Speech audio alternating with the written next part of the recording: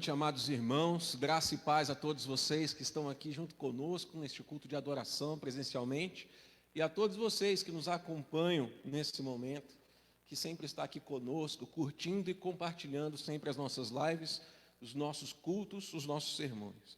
Hoje não é um dia diferente, que você possa fazer isso também como uma forma de poder evangelizar, compartilhando essa live, este culto nas suas redes sociais, nos seus grupos de WhatsApp, aí da sua família, do seu trabalho, para que a mensagem do Senhor alcance os perdidos, alcance aqueles que precisam do amor, da salvação em Cristo Jesus. Amém? Amém? Irmãos, eu quero convidar todos vocês a abrirem as suas Bíblias na Epístola de Judas.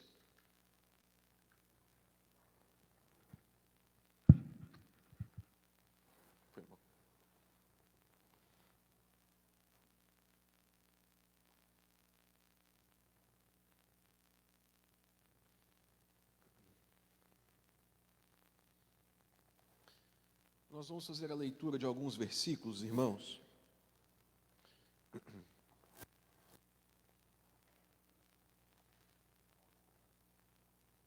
Iniciaremos a nossa leitura a partir do verso 17.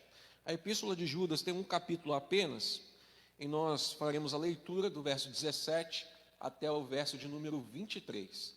Judas 17 a 23.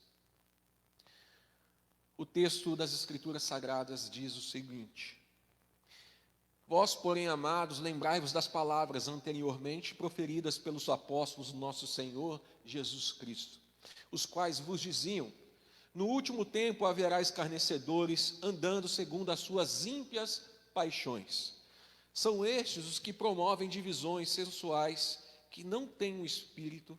Vós, porém, amados, edificando-vos na vossa fé santíssima, orando no Espírito Santo, guardai-vos no amor de Deus, esperando a misericórdia do nosso Senhor Jesus Cristo para a vida eterna.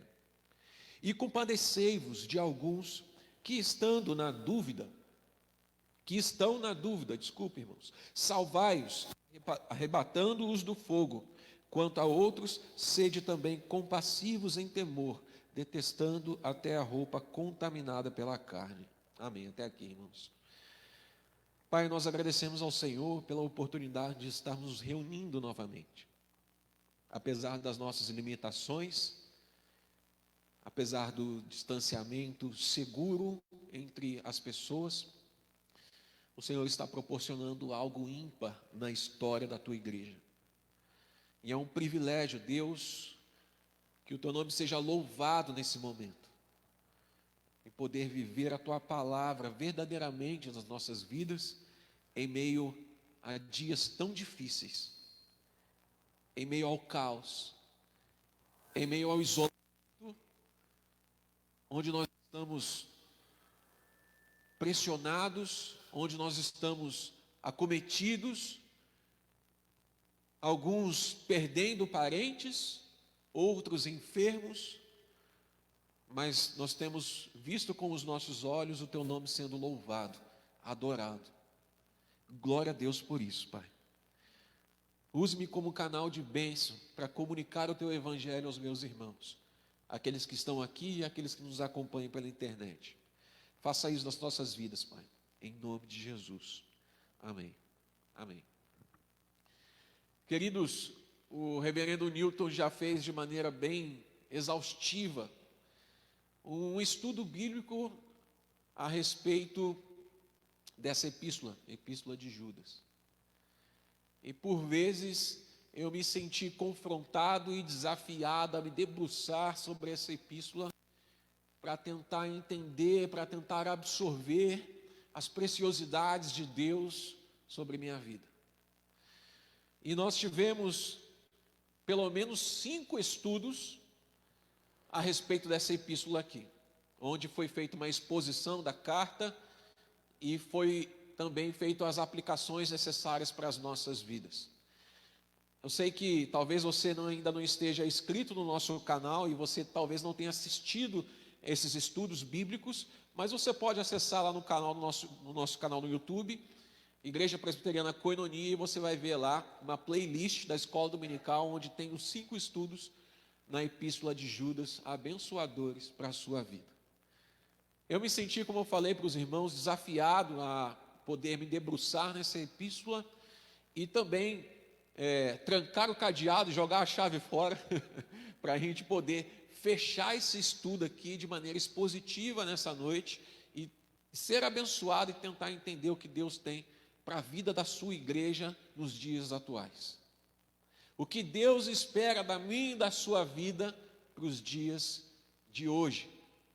Eu não estou falando nem a respeito da pandemia, estou falando da minha e da sua vida como comunidade, como igreja, o que Deus espera de nós a partir daqui.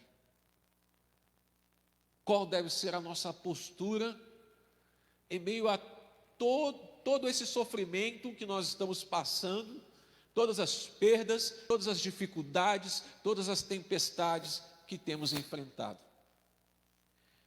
Porque, como os irmãos sabem, a nossa luta não é contra carne nem sangue. A nossa luta está nas regiões dos principados, potestades. E muita coisa tem acontecido no seio da igreja, em que os nossos olhos estão passando desapercebidos. Irmãos, em pleno século 21, nós temos visto pela primeira vez no Brasil um grande crescimento numérico na igreja chamada evangélica. Há um grande crescimento, entre aspas, de crentes que estão adentrando o seio da igreja evangélica. E quando eu digo crentes, entre aspas, é porque eu estou colocando realmente em dúvida e questionando aqui o crescimento genuíno da igreja chamada evangélica na nossa nação, no nosso país. Esses novos crentes, entre aspas, que estão enchendo as igrejas, são realmente convertidos? Se é que nós podemos julgar a salvação de alguém, mas será que a igreja está sendo preenchida com crentes realmente convertidos? Essas pessoas estão realmente entregando as suas vidas nas mãos do Senhor e vivendo a sua vida de acordo com os princípios eternos? Ou são nominalmente convencidos do Evangelho na atualidade, no mundo pós-moderno, que não é nem mais pós-moderno nós podemos falar, e sim um mundo digital?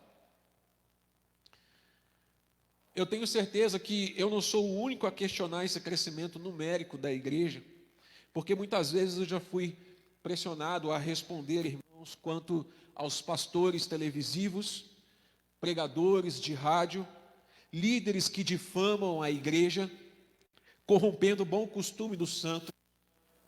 São estes que estão conduzindo uma massa de pessoas enganadas por um evangelho corrompido.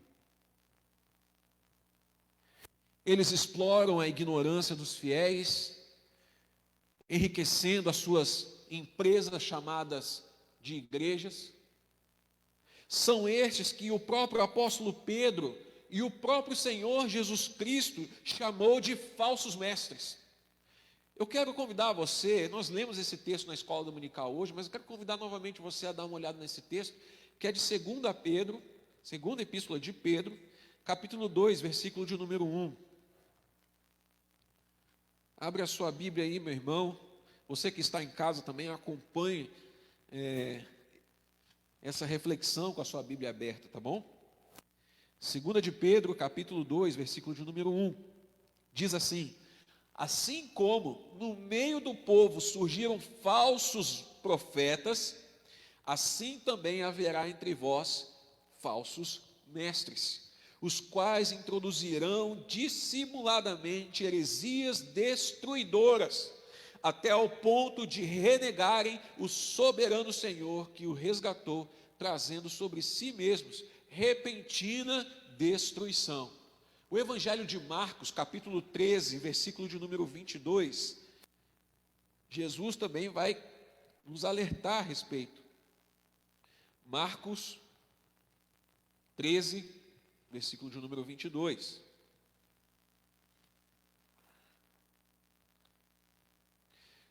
pois surgirão falsos cristos e falsos profetas, operando sinais e prodígios para enganar, se possível, os próprios eleitos.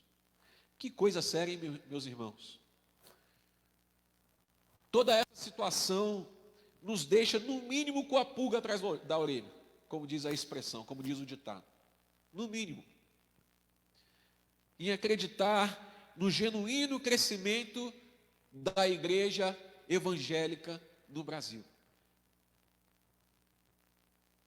Mas observando as Escrituras Sagradas, aprendendo aqui com a epístola do apóstolo Judas, irmão de Tiago, meio-irmão de Jesus, a como lidar com as heresias introduzidas na igreja que afetam diretamente na salvação dos perdidos, que estão despojados do verdadeiro evangelho da graça. Então eu queria pensar nesse crescimento da igreja evangélica com os irmãos. Porque se esse crescimento ele é genuíno, amém, aleluia por isso. Mas se esse crescimento não é genuíno, não é verdadeiro, se é um falso crescimento da igreja, então esse crescimento desonra o nome de Cristo. Então quais seriam os cuidados que nós deveríamos ter quanto a esse falso crescimento da igreja evangélica? Quais deveriam ser as nossas atitudes? Qual deveria ser a minha e a sua postura quanto a esses falsos líderes, falsos profetas, falsos mestres, que se introduzem sorrateiramente no seio da igreja, carregando uma massa de pessoas, enganando-as, explorando a fidelidade dessas pessoas? O que eu e você temos a ver com isso tudo?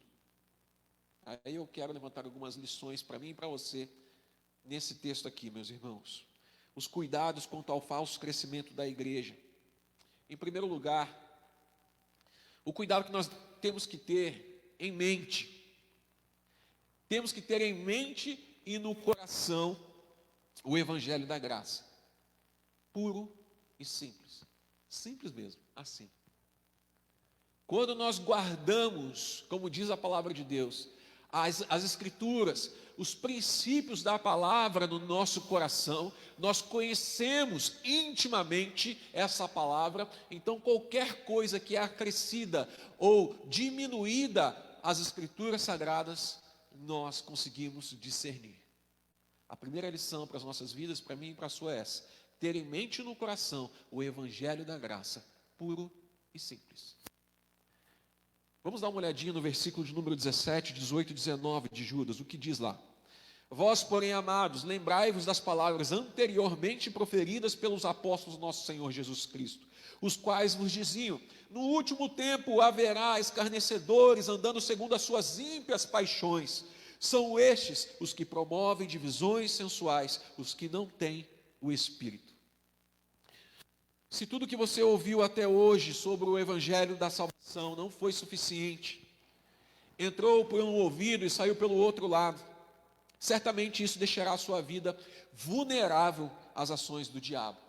Mas se você ouviu então a palavra pregada sobre a salvação da graça, guardou todo o aprendizado, fazendo com que esse conhecimento desça 40 centímetros do seu cérebro, da sua mente para o seu coração e guardar no seu coração, então isso tem uma proporção gigantesca, impactante, transformadora para a sua vida. Então você está preparado para discernir entre esses falsos profetas, entre esses falsos líderes, esses falsos mestres que se introduzem no seio da igreja e tentam deturpar a palavra de Deus, destruir a comunidade do nosso Senhor Jesus Cristo.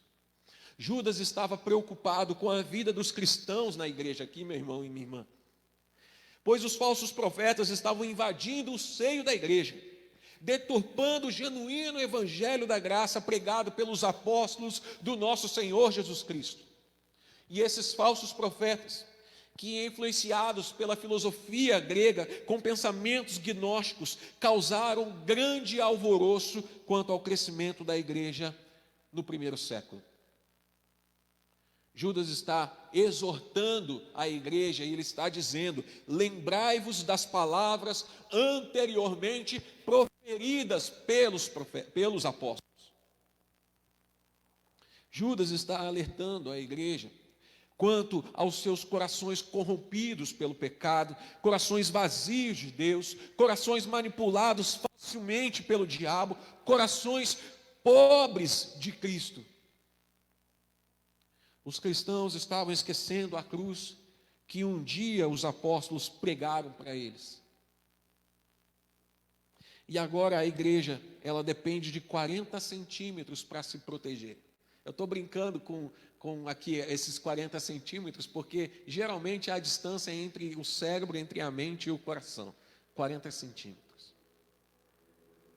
A igreja, ela dependia de poder guardar a palavra na sua mente, no seu coração, para se proteger. Ou seja, é preciso ter na mente, ter no coração, o evangelho da salvação em Cristo Jesus. Guardar como algo mais valioso da sua vida, no seu coração. A salvação pela graça. Meu irmão, me irrita bastante o fato de que as igrejas de hoje, elas estão muito preocupadas com a maneira pela qual elas devem crescer, então fazem as suas estratégias, determinam ali o caminho que eles devem seguir para fazer com que a igreja cresça numericamente, mas elas não estão preocupadas com o fundamento pelo qual edificar, a saber, Cristo Jesus.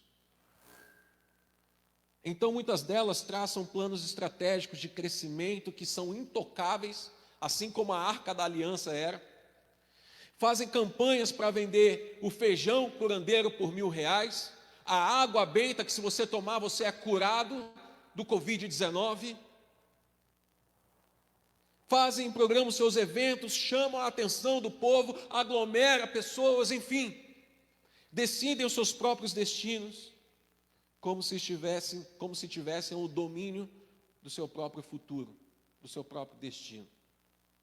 E quando alguém discorda, então, dessa estratégia que é determinada por esse líder aleatório, enfim, logo se projeta uma outra ideia, aluga um galpão vazio, racha a igreja, levando a igreja à destruição, leva alguns membros da igreja para se reunir em outro lugar. Então, cria-se uma nova comunidade. E a impressão que nós temos é que a igreja está se multiplicando, quando na verdade ela está dividindo.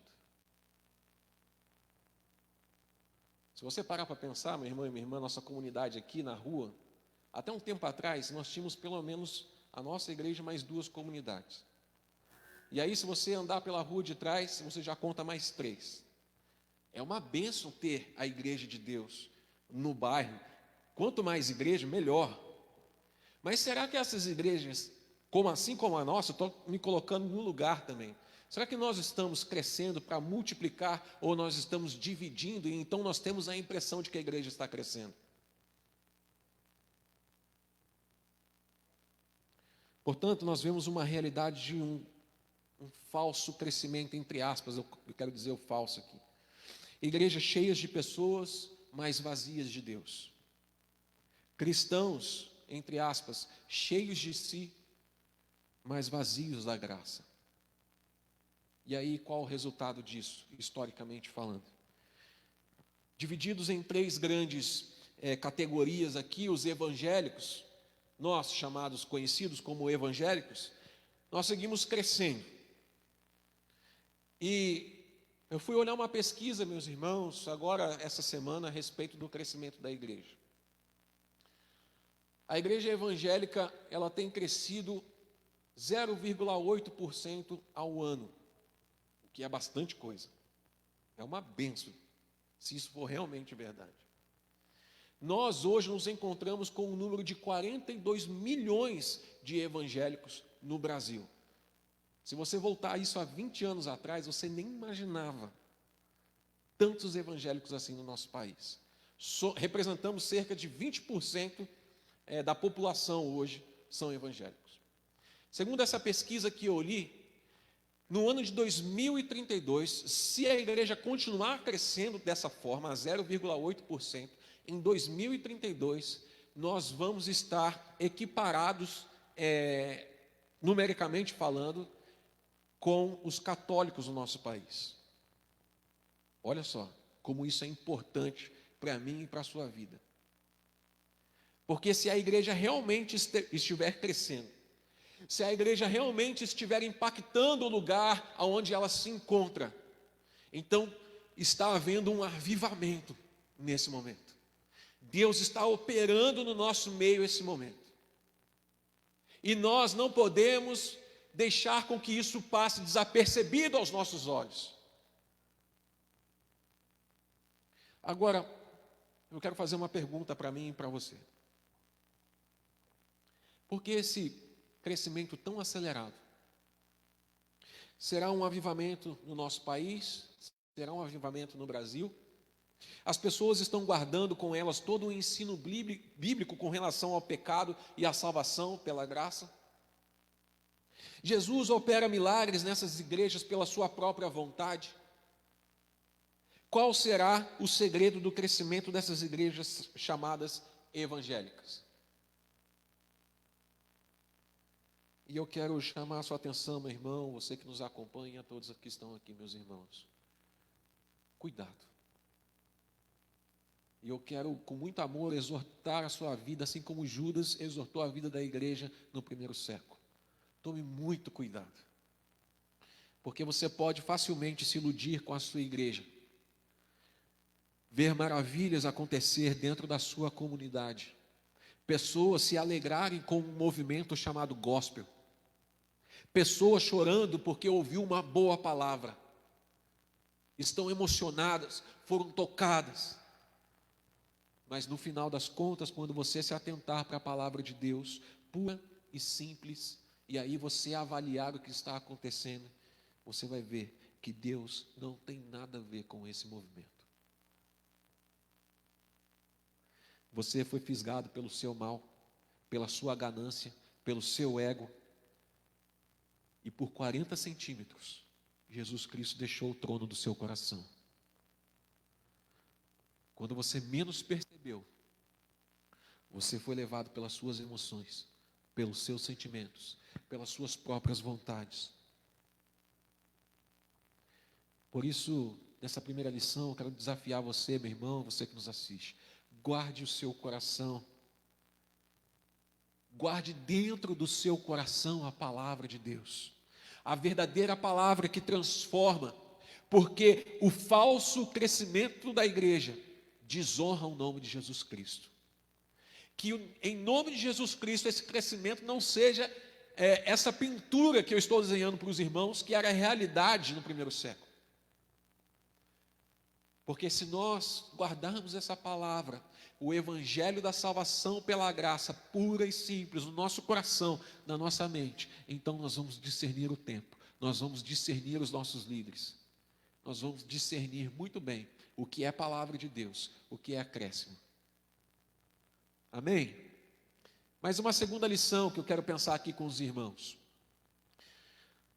Como nós devemos tomar cuidado, então, com esse falso crescimento da igreja? Em segundo lugar, nós devemos usar o amor como ferramenta para o crescimento da fé e da piedade dos cristãos. Versículo de número 20, versículo de número 21. Vós, porém, amados, edificando-vos na vossa fé santíssima, orando no Espírito Santo, guardai-vos do amor de Deus, esperando a misericórdia do nosso Senhor Jesus Cristo, para a vida eterna. Os falsos profetas que se introduziam nas igrejas primitivas, eles queriam arrebanhar o máximo de número de pessoas para destruir, então, o cristianismo, a comunidade cristã. usavam das suas artimanhas para conseguir alcançar os seus objetivos. Mas neles não havia amor, até porque eles nem acreditavam que a carne era boa. Eles acreditavam que a carne era ruim, que a matéria era ruim. Estudamos isso com o pastor Nilton aqui, nesses estudos bíblicos a respeito da epístola de Judas. Se você não acompanhou, mais uma vez, entra lá no nosso canal e assista para você ser abençoado. Mas eles acreditavam que na criação não havia nada de bom. Então eles se dedicavam a uma falsa espiritualidade para evoluir e uma vida melhor em uma esfera celestial, numa esfera espiritual. Quanto mais eles se dedicavam espiritualmente falando, eles se tornavam homens e mulheres melhores. Você já ouviu alguém afirmar isso para você alguma vez? Algum amigo, algum vizinho, algum parente? Que sua vida aqui na terra é ruim e você precisa se dedicar e melhorar cada vez mais para obter uma espiritualidade elevada, alcançar o céu, alcançar o novo tempo, o novo mundo. Qual que é o problema dessa afirmação aqui, meu irmão e minha irmã? O fato é que Deus, Ele disse lá em Gênesis 1, versículo de número 26, façamos o homem à nossa imagem conforme a nossa semelhança. E aí no versículo de número 31 de Gênesis capítulo 1, ele vai dizer assim: viu Deus tudo quanto fizera, e eis que era muito bom. Se a palavra de Deus é a verdadeira e a absoluta, como eu posso discordar dela, dizendo que a criação é ruim, quando a própria palavra de Deus diz que tudo quanto Deus fez era bom? Quando Ele fez o homem, Ele disse, é muito bom.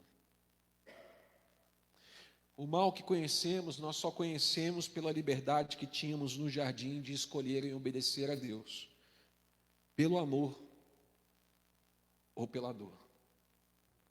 Infelizmente, Adão e Eva, eles optaram por conhecer o mal. Então o pecado distorceu a imagem e a semelhança de Deus. Nós não deixamos de ser a imagem e semelhança de Deus, mas deixamos de refletir a imagem e semelhança de Deus perfeitamente. Então, aí Cristo entra na minha e na sua história. É aí que Cristo coloca o meu nome e o seu nome na agenda dele, e ele se encarna. E por amor ele se entrega por você, ele morre, ele vai até a cruz e derrama o seu sangue para a purificação dos nossos pecados, para o cancelamento do pecado que nos condenava eternamente, pelo erro que Adão e Eva cometeram no jardim. Então, quando Jesus faz essa obra maravilhosa na minha e na sua vida, Deus nos traz de volta para o jardim, e então nós refletimos novamente a imagem e semelhança de Deus como era no Éden.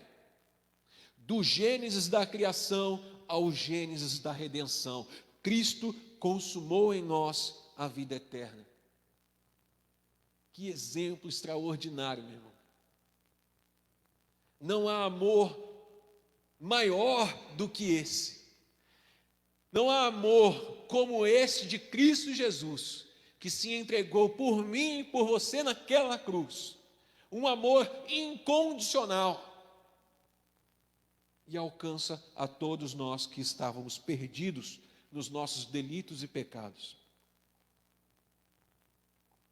Judas exorta a igreja a se guardarem nesse amor, no amor de Jesus Cristo, o amor sacrificial, o amor benigno, o amor constante, o amor altruísta, o amor incondicional, o amor eterno, o amor infinito do nosso Senhor Jesus Cristo. Judas está exortando a igreja, e eu estou trazendo essa exortação para mim e para a sua vida, meu irmão e minha irmã, que possamos viver o amor de Cristo Jesus fraternalmente nas nossas vidas. Porque esse amor é a melhor ferramenta que Deus nos deu para vivermos dias como esse, em que precisamos de fé, em que precisamos viver verdadeiramente uma vida de um verdadeiro cristão. O amor é a ferramenta para o desenvolvimento da igreja. Em 1 Coríntios, capítulo 12, versículo de número 31, o apóstolo Paulo ensinou à igreja de Corinto que o amor é o caminho excelente para a edificação da mesma com dons espirituais. O amor é o caminho perfeito, é a ferramenta correta que Deus coloca nas nossas mãos para experimentarmos o poder sobrenatural de Deus nas nossas vidas. E a igreja de Cristo Jesus só é edificada através do amor que Ele derrama na nossa vida. Sem o amor, a igreja pode crescer em números, porém ela nunca crescerá para a expansão do reino de Deus. Porque o reino de Cristo não é este mundo. O seu reino se faz habitação em nós, por meio de nós, apesar de nós. Onde o amor habita, ali está a manifestação da graça de Deus. Então, meu irmão, eu quero fazer as minhas palavras, as palavras de Judas. Ame o seu próximo, a ponto de guardá-lo de falsos profetas, de falsos ensinos.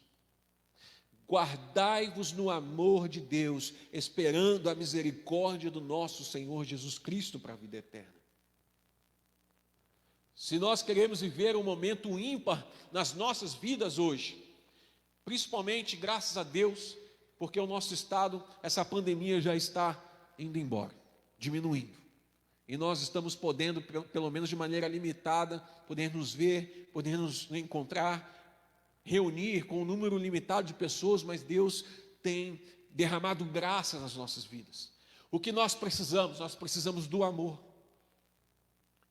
Para passar por dias assim, nós necessitamos do amor de Cristo derramado em nós e compartilharmos esse amor no meio da comunidade. Porque há pessoas que estão perdendo os seus parentes, há pessoas que estão ficando desempregadas, há pessoas que estão passando por dificuldades financeiras, estão precisando de um arroz, de um feijão. E nós não fazemos isso por obrigação, porque queremos ser melhores espiritualmente. Não, nós fazemos isso porque Deus fez isso conosco. Quando nós éramos inimigos de Deus, quando nós estávamos perdidos no pecado que nos condenava eternamente à morte, Ele veio ao nosso encontro por amor. O Senhor Jesus Cristo se entregou por mim e por você, por amor a nós, para a salvação das nossas vidas. Esse é o evangelho puro e simples que você tem que guardar no seu coração e na sua mente. Qualquer acréscimo aos ensinamentos bíblicos a respeito dessa salvação é anátema, é maldição. E ai daquele que se levanta na igreja, ai daquele que lidera os irmãos fiéis ao Senhor Jesus Cristo, que manipulam a palavra de Deus, deturpando os seus ensinos, os seus princípios, para os seus próprios prazeres, para promover a sua própria imagem, para explorar a igreja do nosso Senhor Jesus Cristo, porque Deus pesa a mão sobre você, se você faz isso. Deus pesa a mão na vida daqueles que lideram a igreja de Jesus para o seu próprio bem, para a exploração desse povo, que muitas vezes frequenta uma igreja com um coração puro, ingênuo, esperando uma bênção do Senhor, esperando algo sobrenatural de Deus, e muitas vezes é levado a fazer coisas que a Bíblia condena. Mas finalmente, em terceiro lugar, quero finalizar aqui, meus irmãos, um outro cuidado que nós deveríamos ter com o falso crescimento da igreja. Em terceiro lugar, voluntariedade cristã para auxiliar no amadurecimento dos que estão fracos na fé, que estão sendo enganados por doutrinas estranhas. Versículo de número 22 e 23. Judas: e compadecei-vos de alguns que estão na dúvida, salvai-os, arrebatando-os do fogo contra outros. Sede também compassivos em temor, detestando até a roupa contaminada pela carne. Eu quero ler esses 2 versículos com os irmãos. Eu quero que vocês prestem muita atenção no que Judas está nos ensinando aqui. Isso é precioso. Muitas vezes nós olhamos com a cara meio assim torta para algumas pessoas que são ferrenhas a respeito da palavra de Deus, que muitas vezes soam até como religiosos demais. Mas olha o que Judas está falando da nossa postura como igreja. Vamos ler todos juntos? Judas, versículo 22 e 23. Vamos lá. E compadecei-vos.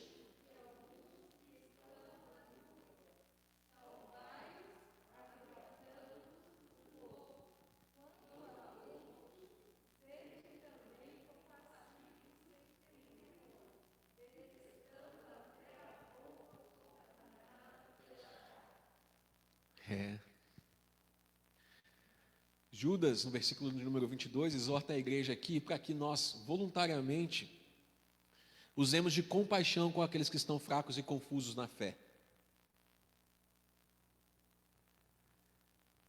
O que é compaixão aqui, meus irmãos? Se a gente for, pelo menos no dicionário, tentar entender essa palavra, é a dor que nos causa o mal alheio. Compaixão é você empaticamente sentir a dor do outro, é tomar para si. Se Judas está exortando a igreja a se compadecer daqueles que estão sendo enganados por doutrinas estranhas, é porque esse mal causa uma ferida difícil de suportar sozinho. Você já foi enganado por alguém? Quantos aqui já foram enganados por alguém? Levanta a mão. Alguns. Se você já foi enganado por alguém, você sabe o que eu estou falando. E aí, quando isso acontece, nada melhor que um verdadeiro amigo, que um irmão, nada melhor do que a família estar do lado para amparar, dividir essa dor que é tão difícil suportar. Por exemplo, uma traição. É uma dor muito grande, meu irmão, minha irmã. E sozinho, talvez, você não consiga suportar. Nós não paramos para pensar o que as falsas doutrinas podem causar na igreja. Porém, mais cedo ou mais tarde, você perceberá em sua vida a importância de lutar contra esses falsos ensinos, essas falsas doutrinas. É por causa de falsos profetas que há muitas pessoas machucadas nas nossas igrejas, precisando de aconselhamento pastoral. Aqui nós já atendemos muitos, não é, pastor? Muitos, que vieram de outras igrejas com ensinamentos estranhos, e quando chega aqui, quando lê a palavra, pura e simples, vai dizer: o que eu aprendi? O que isso afeta na minha vida? É por causa desses falsos profetas, então, que muitas igrejas estão machucadas, demasiadamente machucadas. Falsas doutrinas que exploram o povo, enriquecendo igrejas, enriquecendo chamados pastores, manchando o nome de Cristo. A desgraça que é causada por falsos profetas, nós não conseguimos nem calcular. Por isso é importante ter compaixão uns dos outros, gerando unidade em Cristo, pregando o verdadeiro evangelho da salvação pela graça. Precisamos, irmãos, ter compaixão daquele que está confuso de ensinamentos a respeito da palavra de Deus. Mas no versículo de número 23, Judas vai falar, ele exorta a igreja para que voluntariamente possamos salvar uns aos outros da condenação eterna, arrebatando-os do fogo. A compaixão, como eu falei para vocês, irmãos, é a ferramenta para salvar os fracos na fé da condenação eterna. Certa vez, em uma vigília, eu conversava com um menino a respeito de algumas batalhas que nós enfrentamos na vida, sobre o poder de Cristo em nós, E então eu fui percebendo que ele estava muito interessado naquele assunto ali, que a gente estava conversando, que a gente estava compartilhando. Ele me perguntou algumas coisas a respeito do céu, a respeito do inferno. E então eu fiquei até empolgado com aquele momento ali de poder falar do Evangelho, compartilhar do Evangelho com ele. E aí quando eu perguntei para ele se ele frequentava alguma comunidade, alguma igreja, ele disse assim: sim, eu sou evangélico, pastor. Aí eu fiquei confuso naquele momento. Fiquei até um tanto preocupado. Como assim? Você é evangélico? O menino, ele frequentava uma igreja evangélica, mas nunca tinha ouvido sobre a obra redentora de Cristo. Isso soa estranho para você? O que ele ouvia nos seus cultos de adoração? O que estavam pregando no púlpito da sua igreja? O que eles estavam ensinando naquela igreja? Porque tem muita gente enchendo as cadeiras dos templos evangélicos nos nossos dias e estão indo para o inferno, porque estão sendo enganados. Nunca sequer ouviram uma vez a respeito da condenação, a respeito da realidade do inferno, da nossa vida sem Cristo. E as igrejas estão cheias dessas pessoas ignorantes a respeito da salvação. Para onde é que a nossa igreja evangélica está indo, meu irmão e minha irmã? Qual caminho nós estamos percorrendo e trilhando? Precisamos estar com o nosso coração cheio do Espírito Santo para discernir bem a verdade que há por detrás do crescimento chamado gospel dos nossos dias. Que tipos de pessoas estão participando desse movimento? Quem são os seus líderes? O que eles têm pregado? O que eles estão cantando nos seus púlpitos? Quais são os valores eternos, os princípios eternos contidos nessas músicas?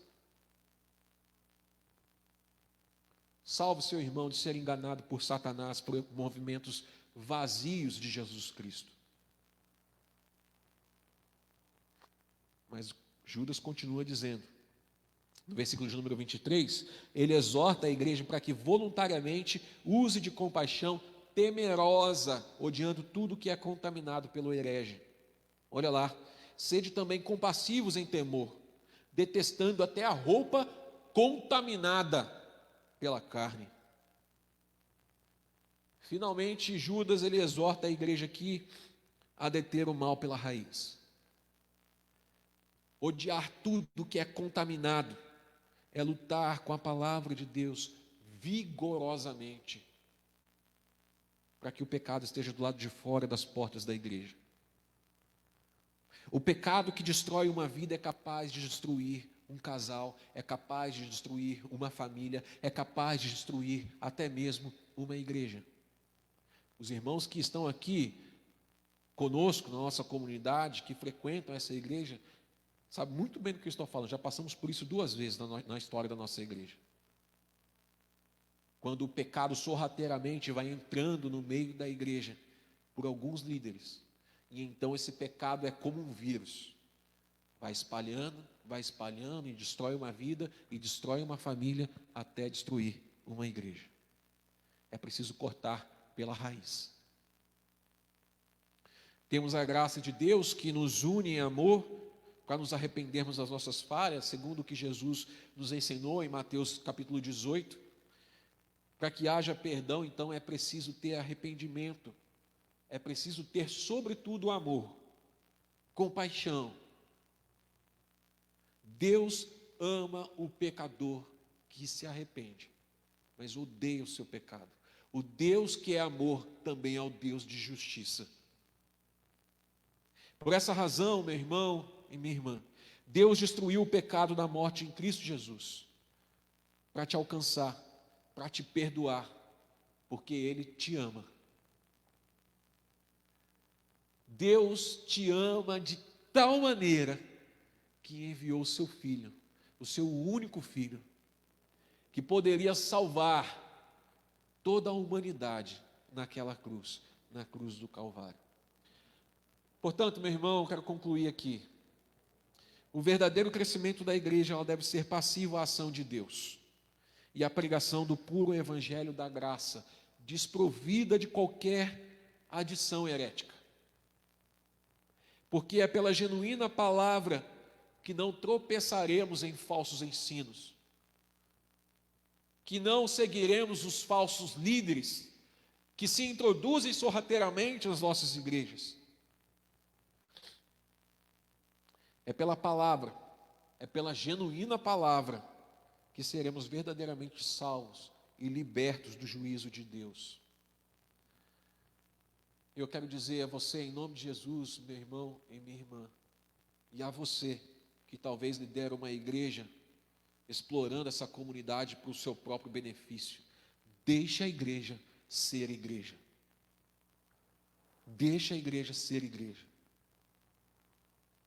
Deus há de levantar homens, assim como já tem feito na nossa história, homens sérios, líderes ungidos por Deus, para transformar o meio em que está, para levar o evangelho, transformar vidas, transformar ambiente, transformar sua família. E quando você guarda a palavra de Deus, a genuína palavra na sua mente e no seu coração, a palavra, o evangelho da salvação pela graça, então tenho certeza que você saberá discernir corretamente líderes na sua comunidade, homens e mulheres que são levantados para liderar cristãos e igreja. E então nós saberemos finalmente, assim como Judas exortou a igreja, eu quero trazer essa exortação e aplicar para as nossas vidas. Nós saberemos se realmente a nossa igreja está crescendo. Se está crescendo pela ação de Deus, ou se está crescendo pela ação do homem. Que Deus te proteja de homens assim, em nome de Jesus.